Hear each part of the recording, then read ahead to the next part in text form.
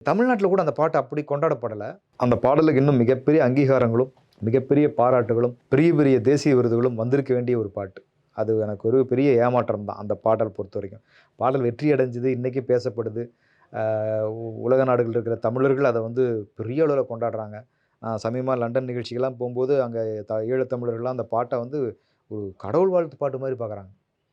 நான் குறிப்பா ஒரு நிகழ்ச்சிக்காக யாழ்ப்பாணம் போயிருந்தேங்க. அங்க ஒரு 10,000 பேர் இருப்பாங்க கூட்டம்.